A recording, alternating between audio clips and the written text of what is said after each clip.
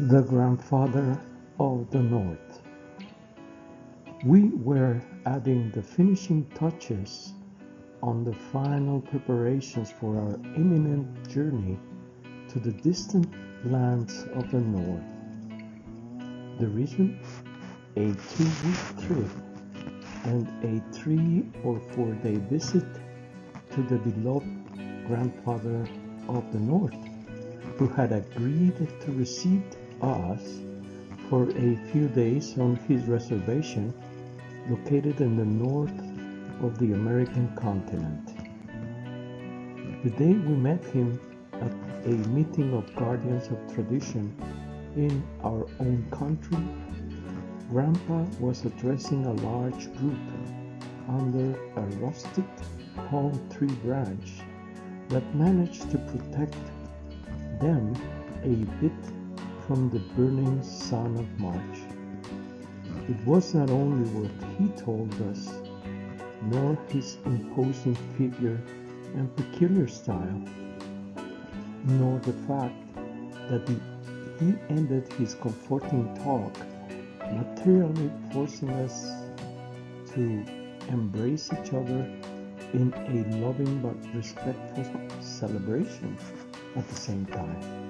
It was also his certainly strange reference, due to the fact that he was a Native American guardian of tradition of the Northern Territories, his reference to the teachings of Jesus the Christ, whom he had certainly found in his heart. But above all, what most impacted us all who knew him and that managed to be admitted to his resting place that same afternoon, it was a powerful, loving energy which emanated from his being quite naturally, and that could be felt by all those around him. Personally, I had never felt such a comforting and reassuring vibration.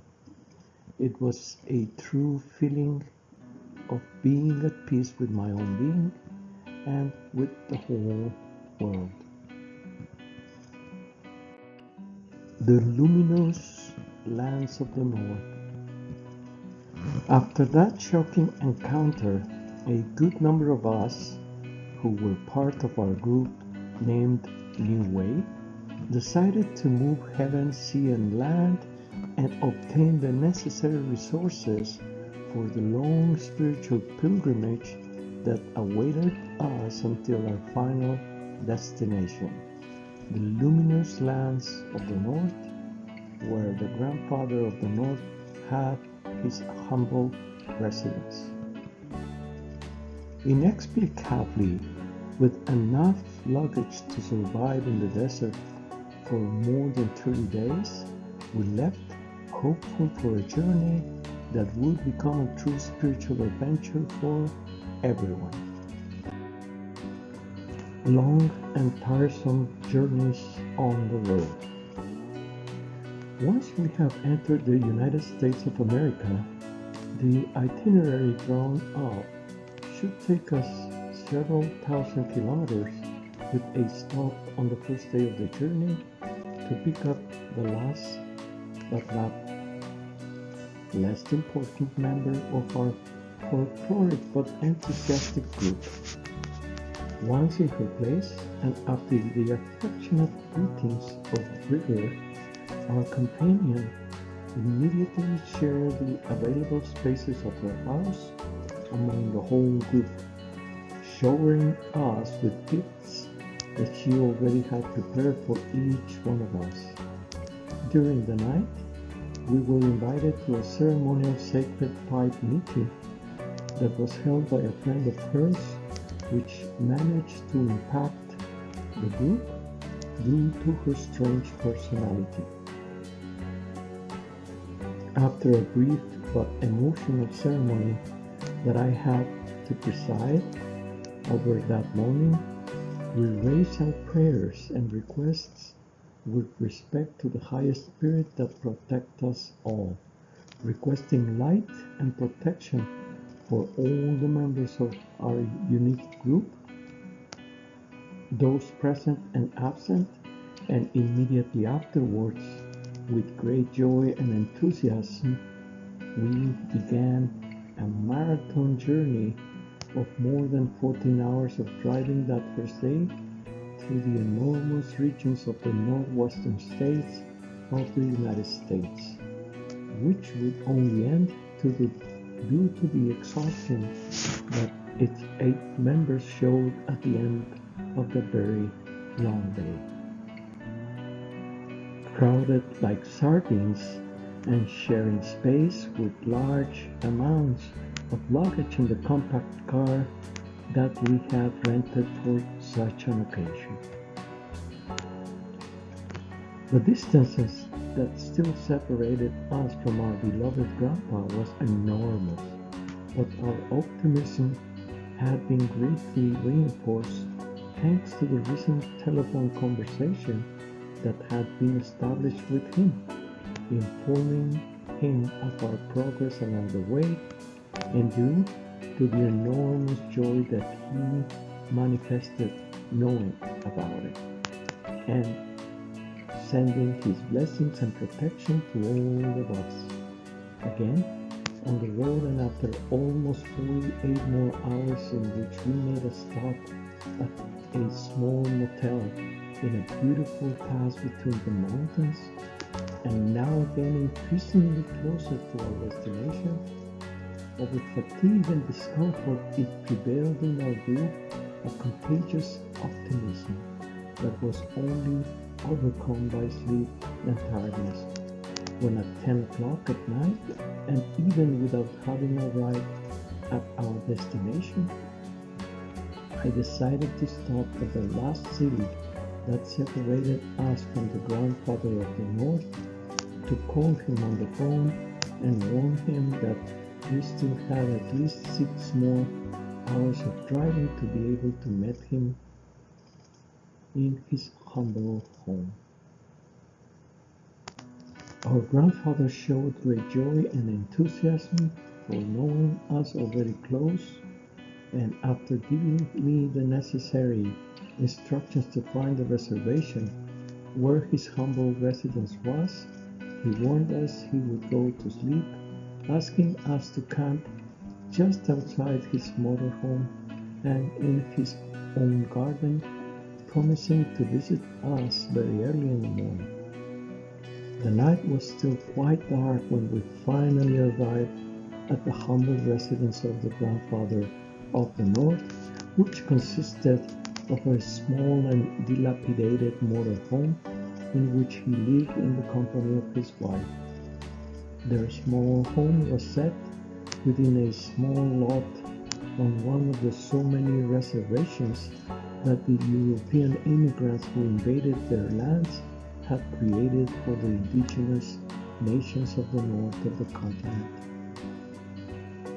Without saying anything, perhaps more relieved than happy, due to the enormous darkness, we all equally hurried to unload the enormous quantities of bulky existing luggage, to proceed immediately to assemble the huge tent in a point that I quickly selected within the property garden of the grandfather of the North.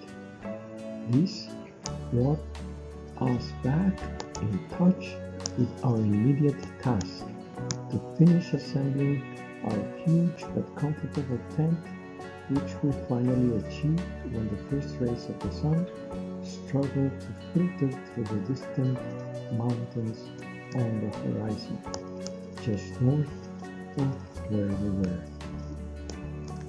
Once everyone found their proper place inside the huge tent, I decided to sleep by the front. Oh, I do not remember if I completely finished this spontaneous prayer of thanks to the Great Spirit that allowed us to arrive safely at our final destination, because I fell deeply asleep. The Spiritual Warrior. I thought I was still asleep when a few hours later I thought I heard feminine and muffled exclamations of joy and satisfaction inside our tent, and when I opened my eyes to investigate, I saw him immediately. It was the imposing and dignified figure of the grandfather of the North, sitting quietly in the very center of our tent, and who, without making the slightest noise, had managed to enter with a plastic chair in his hand to watch over our sleep and patiently wait for us to awaken. We all practically jumped to greet and embrace him warmly, being reciprocated with equal joy and affection.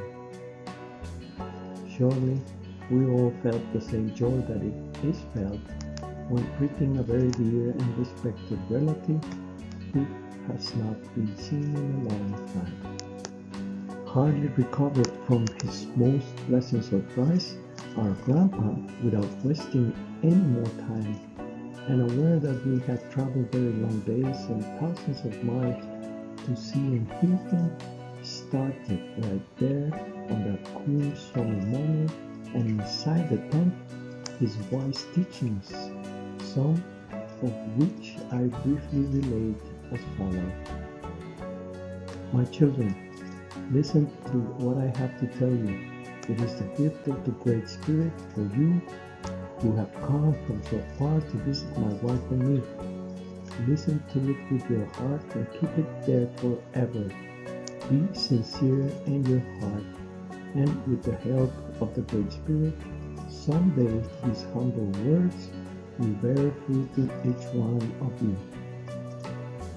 Never forget that poverty is characteristic of the elderly.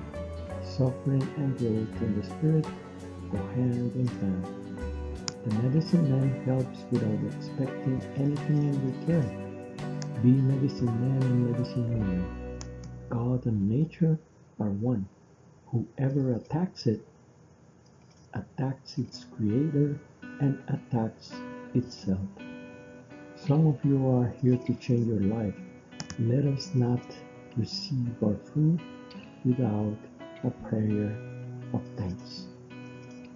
Let's not play with nature, God's creation, or someone is going to get hurt. The same is true of the human body. To understand nature, open your heart and close your mouth. Listen with your heart. When you open your heart, your ear close. So when you open your mouth, your ears will close. Prayer is important, but never play with it. Be honest. If the white man does not stop doing what he does to make money, he will destroy all our natural resources. The tree is the last bastion. If this important balancer runs out, the world will end. United prayer is powerful. It can save the righteous. It is good to love. Love and respect your parents. Father is the one who loves. Mother is the one who loves. Purity is the door. The disease is in the mind. Love and respect yourself. Go back to the spirit. Our first ally is the wind. God is love. Air is the main vehicle of God. Alcohol brings out the worst in men. Don't chew others with your thoughts. You must learn to recognize a good spirit from a bad spirit, to heal and open your hearts to the world. Pray to the Great Spirit. Be sincere in your heart. Be sincere and honest. Ask and pray. If you want to say something to the world, say it without hesitation. Say it loud and strong. Don't leave things unfinished, or they will turn against you. God gives us signs and missions, and if we don't listen to Him, we harm ourselves and the world. Watch your thoughts carefully. Never think against others. Speaking badly of others is not right. Also, watch your mouth. Use your hands to heal and keep bad things from you and others. Believe in what you ask and do. Remember, you are your only limit. It's all in your mind. If you let her down, she she will doubt. In heaven, they are taking notes of your struggles and convictions. Get away from everything that hurts you immediately, without stages and without thinking twice. Each job to be done correctly needs at least 7 days. Say no to evil and pluck the demon out of your hearts once and for all. Work hard for the affairs of your own place and country. Seek Jesus and you will find him. He will come to your hearts. I remember when I found him, he was calling me from the mountain. Joe, Joe, he was calling me. I could hardly hear him. It was a very low voice, almost muffled. I thought it was myself perhaps driving me crazy, going all crazy, but there was something new in his call. His voice echoed in my heart, not in my ears. At that time, nothing mattered to me in my world. Nothing attracted me anymore. I had no motivation. Nothing filled me. I was very sad and I wanted to believe. I had faith and I went to the mountain with everything. I went to look for it. I was very afraid, but I decided to die once and for all if necessary. There was nothing in my life to lose and I left and I went up the mountain until I found myself more and more alone and away from everything and everyone. I just climbed with great effort and without much thought and without warning anyone. And every time I heard him more clearly. Joe, Joe, he was calling me. As I went up, his voice was stronger and stronger in my heart, and excited by this clarity, I made a serious mistake. I decided to run to meet him, and almost immediately, the panorama that surrounded me changed completely, and without knowing how, I saw myself completely surrounded by a dense forest of tall trees that even obscured the daylight. I could barely see, and I was barely walking in the dark, only guided by his voice calling me. Joe, Joe, he was looking for me. For moments I almost lost him in my heart, which more than once flipped in fear at the prospect of losing his voice that would fade for moments. I decided then to completely forget about my being and my fears, even accepting my own end as a person. I don't know why I had a feeling it was imminent. This new perspective reassured me that Jesus will meet me, and his barely perceptive voice began to grow again in my heart, while I walked, guided only by his constant invitation. Joe, come. I need you, he told me. And I walked slowly now, completely at peace, without fear, with faith and confidence in finding him.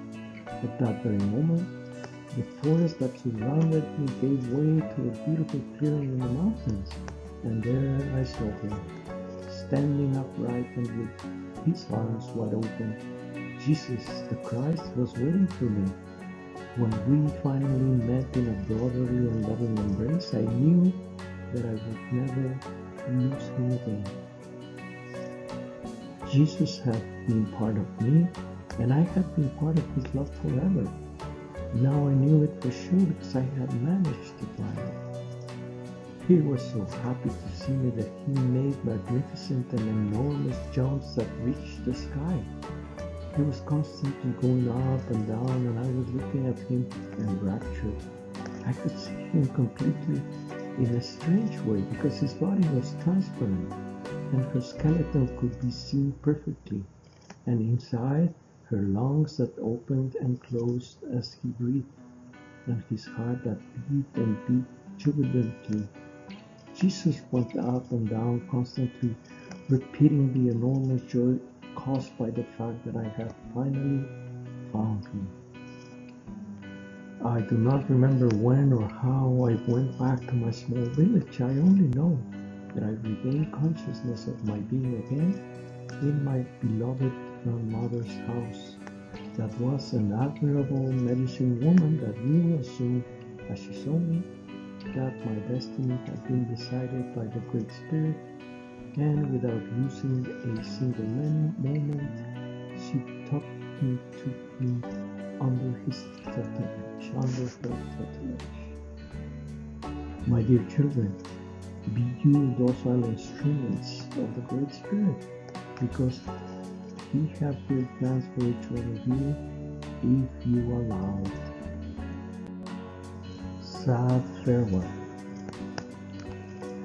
The 3 full days that we had the good fortune to share with the grandfather of the North and with his wife were, I believe, for all our group in a way, of an enormous importance to build the future direction of our spiritual development.